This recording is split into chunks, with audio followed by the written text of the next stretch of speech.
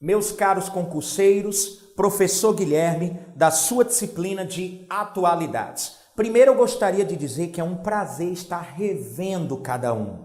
Eu estava morrendo de saudades, angustiado, tá certo? Obviamente esse momento aqui é extremamente oportuno, me realizo muito em sala de aula, principalmente nesse contato direto contigo semanalmente, tá bom? Primeiro, eu gostaria de comunicá-los que eu estava buscando novos temas. Só para se ter uma ideia, além da tragédia em Mariana, que eu vou trabalhar a parte 2, eu quero trabalhar com vocês uma efeméride, datas redondas que lembram fatos importantes da história da humanidade, que obviamente devem ser trabalhados porque o Enem adora efemérides. Lembrem-se, 2014, 50 anos do golpe militar, 1964. 2015, 1945, saca? 70 anos do lançamento das bombas atômicas em Hiroshima e Nagasaki.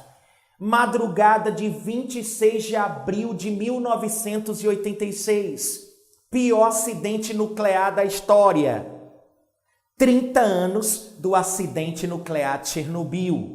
Eu quero trabalhar esse tema com vocês, que com certeza deve cair no Enem. Além disso, a gente vai tentar trazer um pouquinho do marco civil da internet, principalmente o princípio neutralidade da rede, e a gente vai trabalhar a questão do movimento internet justa. Exatamente, galera. A internet no Brasil está no centro de uma grande polêmica. Vocês sabem que as operadoras de internet de banda larga fixa querem limitar o uso de dados na sua internet fixa, na sua casa. Então, galera, é outro tema de extrema relevância e que está caindo demais, tá certo? Os vestibulares estão cobrando muito a dependência em tecnologia, o uso excessivo do celular, a questão da nomofobia, tá certo? Outro tema que a gente vai trabalhar é a Lei Estadual 7.802 de 2015, do deputado estadual Ricardo Nezinho, do PMDB de Alagoas. Com certeza, a galera já está percebendo outra grande polêmica. O que eu gosto em vocês é que ao passo que eu vou falando, eu tenho absoluta certeza que você faz aquele exercício mental identificando até uma questão telepática, né? O que eu estou tentando te dizer. Por exemplo, projeto de lei Escola Livre. Quem é favorável chama o projeto de escola livre ou escola sem partido. Quem é contra chama de uma verdadeira lei da mordaça. E a neutralidade do professor em sala de aula, obviamente é um tema que me interessa demais. Quando eu vi a manchete, uma proposta de redação de um vestibular aqui em Fortaleza, eu disse, caramba, isso é um absurdo. Entretanto, quando eu passei a pesquisar um pouco o projeto de lei, eu observei que tinha colegas professores a favor do projeto. Então digo, poxa, então é melhor fazer uma análise mais criteriosa. E aí, obviamente, eu quero passar para vocês o lado a favor, o lado contra. E como a lei ainda não foi aprovada no Ceará, ao final eu quero sim emitir a minha opinião. Logicamente, eu sei que cada um aí tem senso crítico, é um ser pensante, não necessariamente precisa concordar comigo. Eu observo que as nossas aulas, muitos alunos deixam sua sugestão, colocam sua crítica construtiva, faz aquele elogio que, honestamente, eu fico muito grato pelos elogios que chegam, principalmente no sentido de que nós estamos conseguindo, enquanto curso online, colaborar e, obviamente, aumentar as tuas chances de aprovação, tá bom? Então, galera, é muito tema. Crise política e econômica no Brasil, A gente vai trabalhar novamente a natureza política do impeachment, trabalhando, além disso, as acusações e o que a defesa vai se utilizar, obviamente, até novembro, quando chega aí o prazo em que a presidente tem que apresentar, logicamente, a sua defesa definitiva. E, logicamente, fazer algumas análises em torno do governo provisório de Michel Temer, tá bom? Tudo isso, galera. Mega evento esportivo. A gente vai trabalhar aqui uma aula sobre Olimpíadas 2016 e o seu legado. Olimpíadas 2016 e o seu legado, tá certo? Então, galera, esse período que, obviamente, cadê o Guilherme gravando? Eu olhei, tem uma carga grande de aulas, mas cadê as novas aulas? Eu estava buscando temas. Essas aulas, elas necessitam um período de preparação para, obviamente, te oferecer aquilo que nós julgamos muito pertinente, que deve ser cobrado nas suas provas de vestibular, principalmente no Enem, tá bom? Vamos lá? Tragédia Mariana, parte 2. Impactos ambientais, impactos sociais, propostas de intervenção. Sim. Sempre que for possível, essa aula vai te tornar, obviamente, interessante, porque a gente também vai propor essas intervenções que você pode se utilizar na sua proposta de intervenção, solução para a sua produção textual, tá bom? Para a disciplina de redação, tá certo?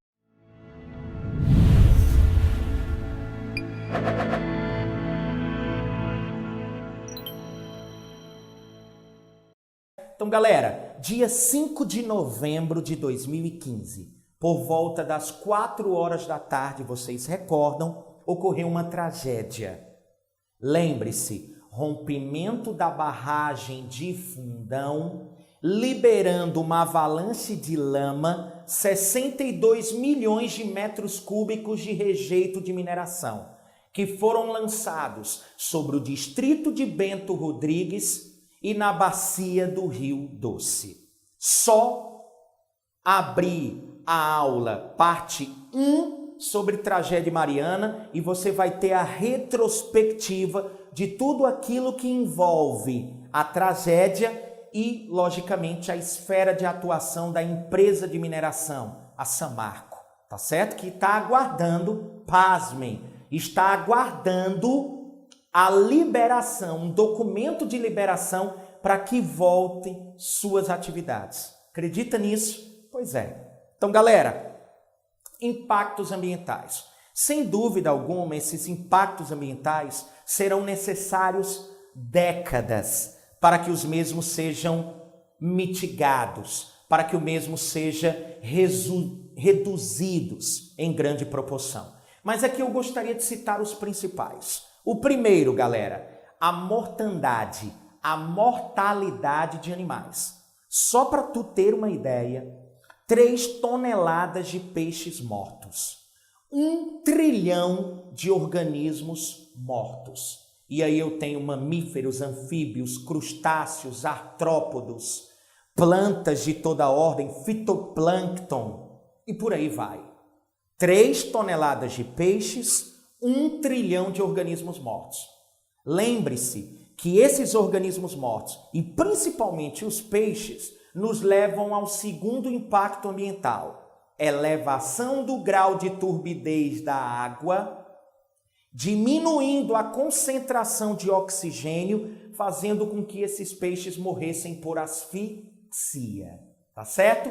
Além disso, pessoal, como esses peixes, essas toneladas de peixes, logicamente morreram, esses animais vão putrefar, vão se decompor. E aí eu tenho o terceiro impacto ambiental: decomposição dos seres vivos com a proliferação de bactérias patogênicas. Tá certo? Com certeza, daqui a décadas, eu vou ter a proliferação das bactérias patogênicas e, por consequência, doenças de veiculação hídrica, tá certo? Além disso, pessoal, a extinção de espécies endêmicas. Outro impacto ambiental considerável. cadeias alimentares que foram afetadas, em sua grande maioria.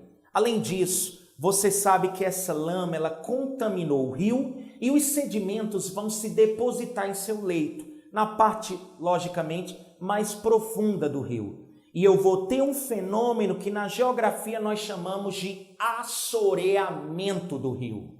A deposição de sedimentos no fundo dele, diminuindo, obviamente, o espelho d'água e, logicamente, isso vai colaborar para a formação de inundações, enchentes, principalmente na margem do Rio Doce, tá certo? Bem como de seus tributários. Ok, galera? Além disso, sem dúvida alguma, eu vou ter a formação de um verdadeiro deserto. Honestamente, a concentração de lama é tão grande, galera, que durante a estação seca, obviamente, eu vou ter a formação de uma camada mais enrijecida, mais dura sobre, logicamente, na parte mais superficial. Mas quando vier a estação de chuvas, aquilo vai retornar ao estado pastoso. Um solo com uma concentração de ferro 10.000 vezes maior do que o que ele consegue suportar. Então isso, sem dúvida alguma, vai acarretar impactos sociais. Eu dividi para ficar fácil a compreensão, mas nós poderíamos ter citado aqui impactos socioambientais, porque você sabe, obviamente, que os fenômenos se interrelacionam profundamente. Então, galera, o primeiro, sem dúvida alguma, mais de 7 milhões de pessoas afetadas. Obviamente, nós tivemos as 19 mortes, os mais de 543 desabrigados, 260 famílias, ao todo desabrigadas. Obviamente, nós temos as perdas humanas que temos que lamentar profundamente. O número de desabrigados são 260 famílias, mas só para você teres uma ideia, são mais de 7 milhões de pessoas afetadas direto ou indiretamente pela tragédia. Então chama a atenção esse impacto social, tá certo? Os impactos à atividade pesqueira, os impactos à atividade de agricultura, bem como pecuária, os impactos, por exemplo, galera, a própria matriz industrial da região que necessitava de água, obviamente, para funcionar. Então, galera, eu tenho impactos sociais praticamente irreversíveis. Só para te colocar a dimensão da tragédia. A Samarco, obviamente, ela ainda não indenizou as famílias, mas ela se comprometeu a realizar uma espécie de adiantamento. E a justiça, obviamente, decretou que esse adiantamento fosse feito. Qual adiantamento? Por exemplo, galera, as famílias de desabrigados, elas recebem da Samarco um salário mínimo mensal, ajuda de custo com relação a alojamento e alimentação, uma cesta básica e água potável. Ok? Além disso, recebe um adiantamento de 20 mil reais, tá certo? Que com certeza deve compor a indenização. E as famílias que tiveram parentes que morreram na tragédia estão recebendo o valor de 100 mil reais adiantados. Então, galera, essa é a ajuda que a Samarco está dando. Lembre-se que essa ajuda eu coloco bem aspiado, Porque é obrigação da empresa, obviamente, tentar mitigar os impactos, principalmente esses mais agudos, Sensíveis no primeiro momento. Tá bom, galera? Então, o que nós já citamos, impactos ambientais, só a título de nós enumerarmos. 1, mortalidade dos peixes e organismos, na totalidade, 3 toneladas de peixes, 1 trilhão de organismos mortos.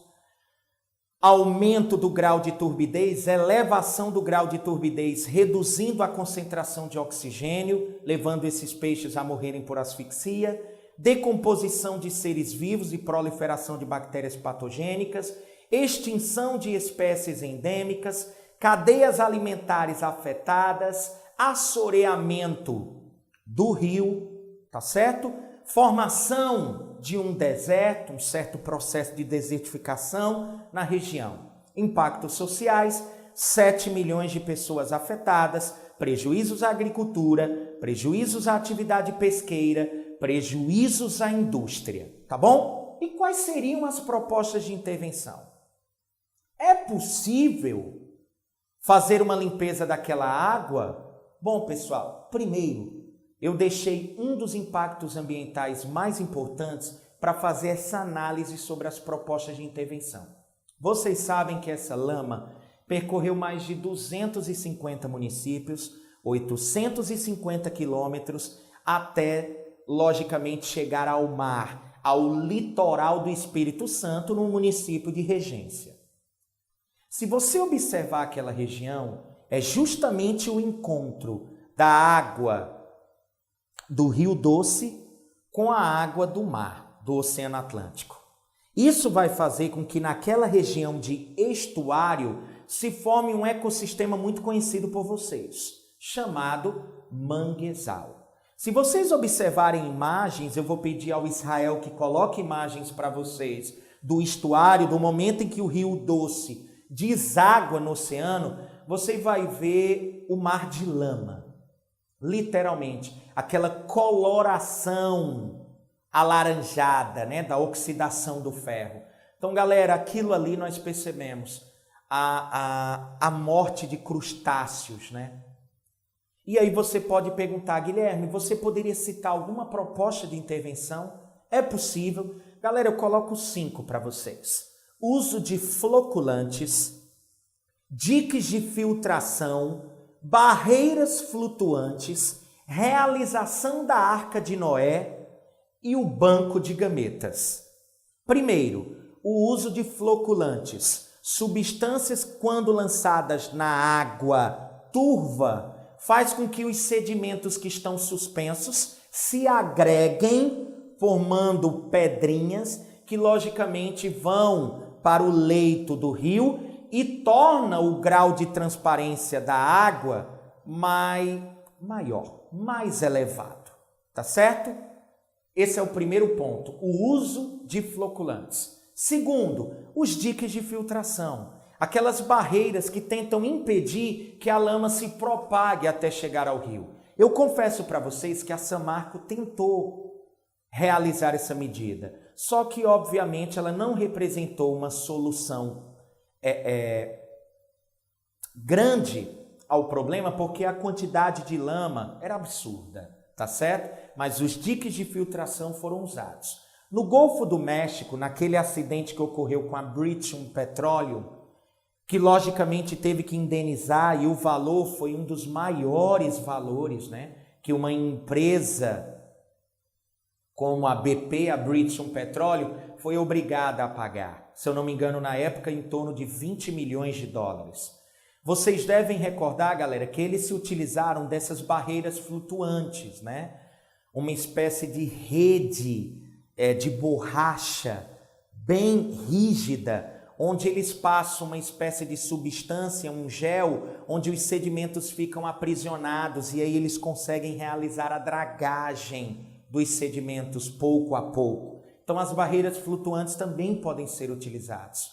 Vocês sabem que entre os biólogos há uma expressão muito conhecida que é a realização da Arca de Noé. Ou seja, como os animais estavam ameaçados e a lama não havia chegado em alguns pontos do rio e logicamente em outras regiões, até terrestres, os biólogos eles realizam a Arca de Noé, retiram animais para que sejam criados em cativeiro até que aquele ambiente seja restaurado e dessa forma as pessoas, bem como os animais, podem ser recolocados em seu ecossistema, ou seja, a Arca de Noé em relação aos animais. E os biólogos fizeram isso. E o banco de gametas, a reprodução assistida desses animais, até para que nós possamos garantir a perpetuação dessa espécie. Tá bom, galera? Aqui, parte 2 da tragédia Mariana.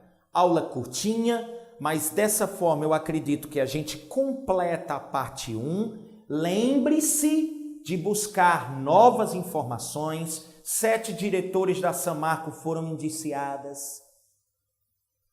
Lembro, ninguém até agora da Vale, da BHP Billiton, isso me chama a atenção. Outro ponto interessante, essa ideia de se buscar uma licença para que a Samarco volte a operar.